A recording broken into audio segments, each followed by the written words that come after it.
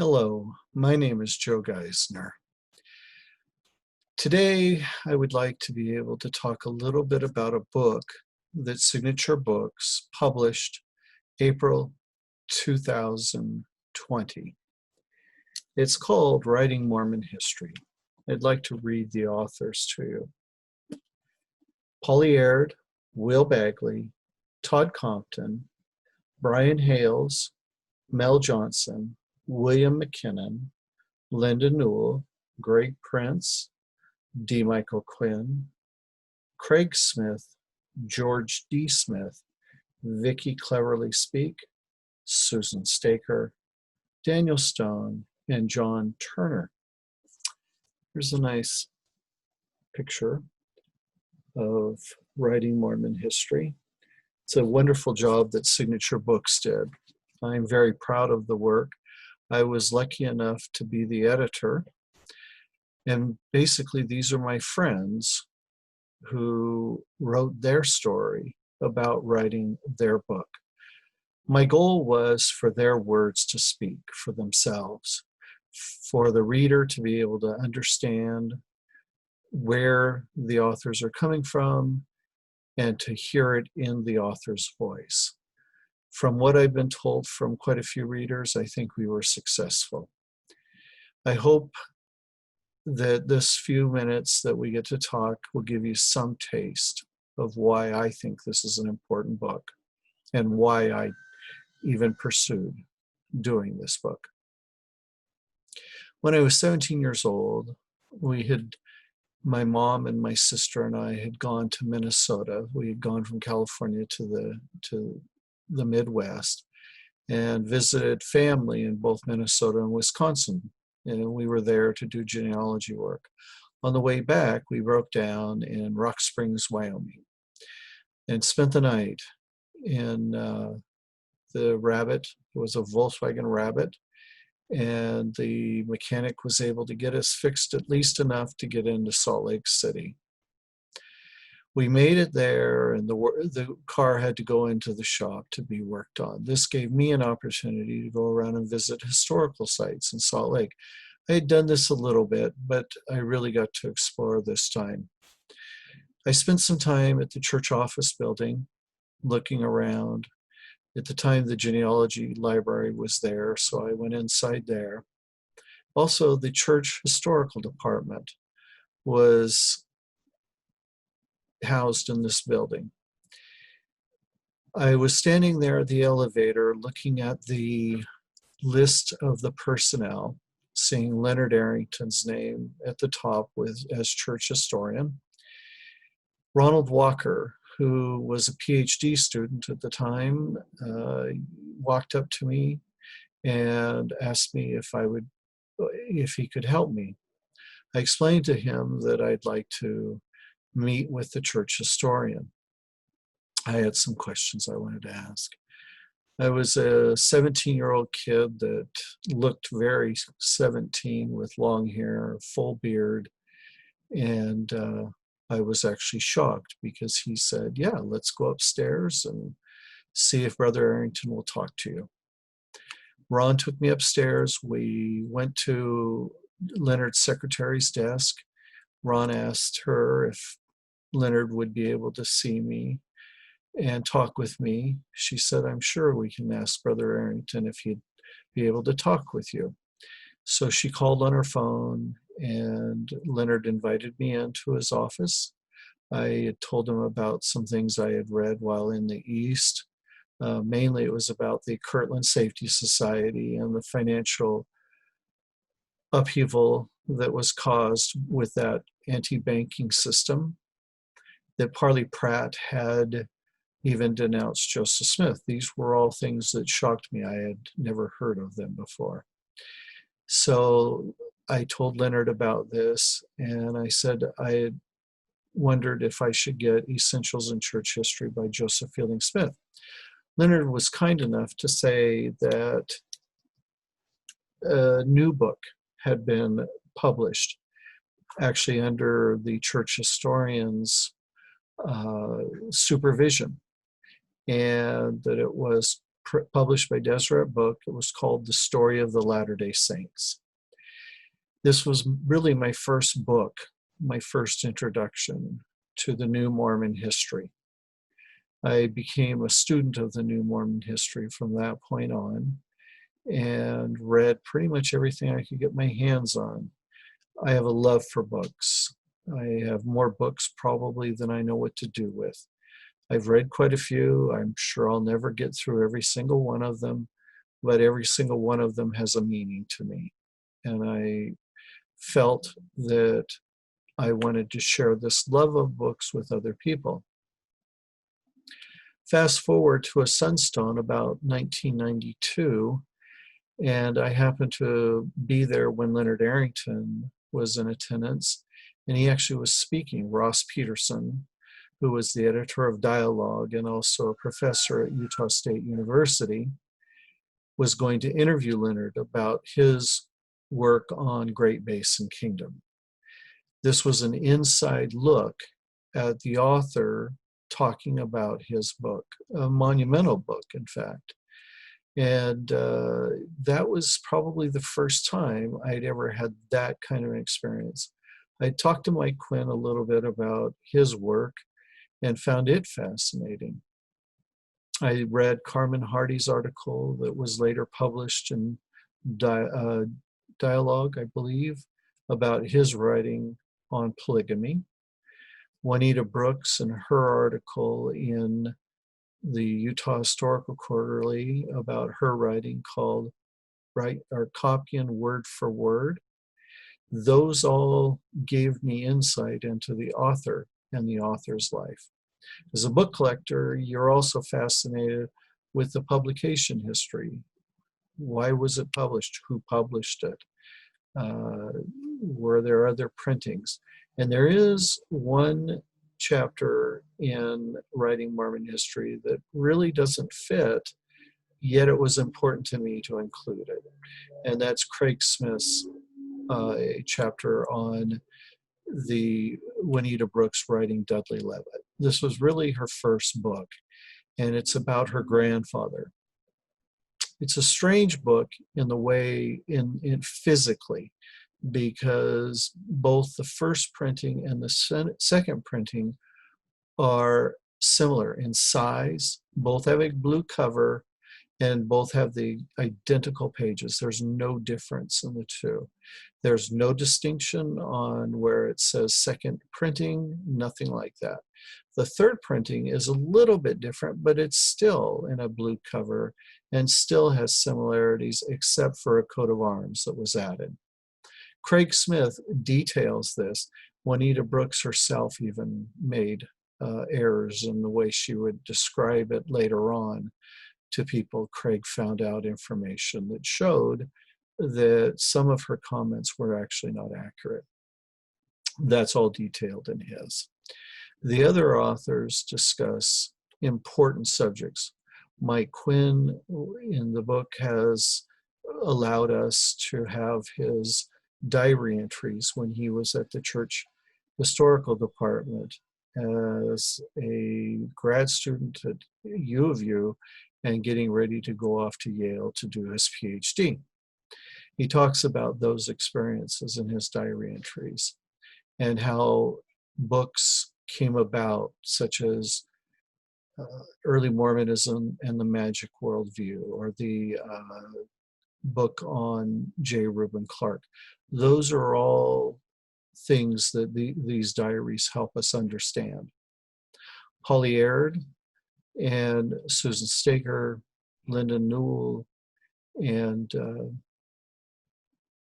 Vicky Speaks all give us insights into what it's like to be a woman and writing Mormon history. The obstacles each of those people faced were incredible, and sometimes the average person would say they were even insurmountable. But each of those people had the tenacity to get, and that's a common thread through most of these. Each author, Brian Hales, had his own practice as an anesthesiologist and found time to do his books on Joseph Smith's Nauvoo polygamy. Todd Compton slept on somebody's couch so he could go to the Huntington down in near Pasadena and be able to do research on Joseph Smith's plural wives. Each author gives us insight into that. As Greg Prince talks about how things just happened, and he made a choice on one book, the others chose him, as he likes to say. Will Bagley talks about the difficulty of writing Blood of the Prophets and what obstacles he faced to do that, and what a monumental task that was for him. Bill McKinnon gives us insight into having a multi-decade affair, essentially, with the Utah War, digging, finding, researching, and the work that he put into it, all the while as a professional businessman. And we see those kinds of things in each author. John Turner writes about his experience as being an outsider and looking at the life of Brigham Young. And I think it is the most important biography. And it's, in my opinion as well, it is the best written biography on the life of Brigham Young.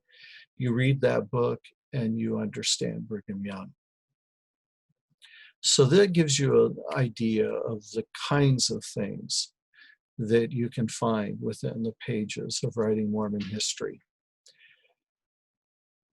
I think that Gary Bajira's words to me were important when he said that keep your introduction short and to the point, because people are really interested in reading the authors and learning about their experiences. So at this time, I think that it's time for me to close this video and let you now listen to the authors. I hope you enjoy each of their comments on YouTube. Hello, I'm John Turner. I am recording this to talk to you about a new volume from Signature Books, Writing Mormon History, historians and their books. And I'm doing this in my hopefully COVID-free basement in Burke, Virginia. And you can see right over there many of my books. So I thought this would be a perfect setting. In fact, I'll just show you some of my favorites down here. Yeah, as you can see, I've been spending a lot of this pandemic with Joseph Smith. It's pretty much been me, my family, and Joseph. I've gotten off a little bit on the wrong foot. I'm not supposed to talk about all of those books. I'm supposed to really be talking about this book, which is about historians and books that they have written, released in the spring of 2020 by Signature Books. And it's a wonderful collection of essays. It starts off with Polly Aird talking about her family and how learning about her ancestors led her down a path to write a fantastic book about early Utah. Will Bagley talking about the circumstances that led him to begin his research on the Mountain Meadows Massacre. And then you have Todd Compton and Brian Hales back to back talking about Joseph Smith's plural marriages. The list goes on and on and on. Renowned, intellectually nimble, prominent historians of the Latter-day Saints. And if you persist all the way to the back of this book, you'll come to an essay that I've written. Now, clearly, the editors of this book didn't think all that highly of my book or of me, and so put me at the back of the book. They claim that that's alphabetical order, but I'm not necessarily buying that. And they asked me to record this video. In case you don't make it all the way to the back of the book, I can at least give you a preview, a little bit of a taste of my essay, and that might be good enough. So in my essay, I'm writing about Brigham Young, Pioneer Prophet, a book that I very much loved writing, and I still look back with incredible fondness on that period of my life for a few reasons. For 4 summers in a row, my wife, my daughter, and I went to Utah. The alternative at the time was the Gulf Coast of Alabama, so going to Utah in mid-May actually was a little bit like arriving in paradise directly from Hades. We had wonderful summers, and I thoroughly enjoyed doing my research at the Church History Library, transitioning from the old archives in the big tower to the new building, and also at BYU, Utah State University of Utah. It was just a wonderful time of my life, and ended up being a subject that I simply found immensely fascinating, endlessly fascinating, when I was a teenager, an early teenager. I really wanted to become a professional tennis player, maybe be the next Pete Sampras or something like that. And, I stopped growing at 5'8", and that didn't work out. But I was told that, being somewhat short of stature was just not a problem for historical research and writing. And I managed to find something else that I just absolutely loved doing. I really got onto the subject of Brigham Young by a somewhat crooked path. I was a historian whose first interest and specialty was in the religious and political history of the United States after 1945. And around 2006, 2007, I thought I might want to write something about the Latter-day Saints and conservative politics in the modern United States. I had some Latter-day Saint friends in graduate school that had gotten me interested in the subject. And the more I read about it, the more I wanted to know about the earlier years. It's a pretty common refrain among historians of Mormonism to say that we need more books, more research about 20th and 21st century topics, which is absolutely true. But I found the 19th century irresistible. And Brigham Young in particular, because not only was he a religious leader of obvious significance, but he was a figure of obvious significance as well for the political history of the 19th century United States and for the course of white conquest and settlement of the American West. So there was plenty to keep me fascinated.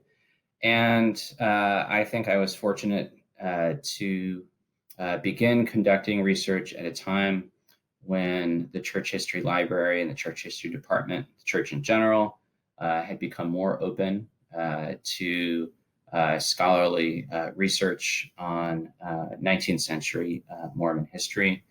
The sources were almost an endless string of treasure troves, including information about Brigham Young's marriages and aspects of his church leadership that other historians either had not been able to explore fully. I had an incredibly good time writing the book. Not a lot of sleep during those 4 or 5 years, but it was totally worth it. I could have spent I could have spent my lifetime mining those archives about Brigham Young and that period of Mormon history. There's not a great deal that I would necessarily write differently if I were going back and revising the book or doing it over. Since then, there's certainly been a few new sources that have come to light, such as the Council of 50 Minutes, which I would have used, but I don't think would have necessarily changed any of the basic conclusions or narrative of the book. I think I might have written about Brigham Young's ideas about race a bit differently. I think I've learned a little bit more from many other great scholars, such as Paul Reeve, about the early history of Mormonism and race. I'd probably revise those bits, those portions of the book a little bit if I had to do it over again. One of the fun things that I decided to do when writing the essay for writing Mormon history was to, note some of the response that the book got. Most, reviewers and readers were, quickly came to the correct conclusion that the book was simply fantastic. There were a few dissenting voices who did not think I adequately explained why so many Latter-day Saints enthusiastically chose to follow Brigham Young's leadership. I very helpfully, in my essay, point to the many passages in my book that explain that very question. I also respond to one reviewer who suggested that as a devout Protestant, I had a bit of an axe to grind against Joseph Smith. Oh, hold on one second. I just see that it's getting to the appointed hour for me to do my 5 times daily reading from John Calvin's Institutes. It's sort of a Presbyterian ritual. 5 times a day, we read a portion of the Institutes, but that will take too long. Fortunately, I pretty much have the whole thing memorized, so that maybe that's not strictly necessary. Anyway, what was I was saying that as a devout Protestant, perhaps I had an axe to grind against Joseph Smith and his church. I don't really think I do. I've almost forgiven Joseph for reporting that Jesus Christ told him that Presbyterianism is not true, but I have to concede that Joseph or the Lord had a reasonable point.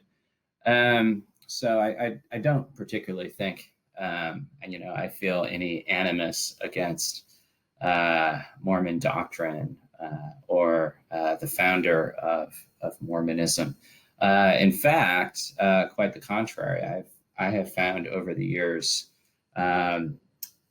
quite a lot to feel challenged and agitated and even shaped by in terms of Mormon doctrine and history. It's an important part of my life. Historians are not unaffected by the material that they study. A final thing that I want to say as a way of introduction to this book is that one of the absolute most fantastic things about the historical study of Mormonism is that it very much is a small community, and it's not the only academic community to which I belong. I don't make it to the Mormon History Association every year, but the small subfield and community of Mormon history is really important to me. It's been a source of many friendships, intellectual exchange, and simply encouragement. And I know that sometimes it's a polemical subfield with sometimes heated debates. And that's one of the things that actually attracted me so much to the study of Mormonism, that people care so much about it. And that made it easier for me to care as well. I think this book is a testimony to that.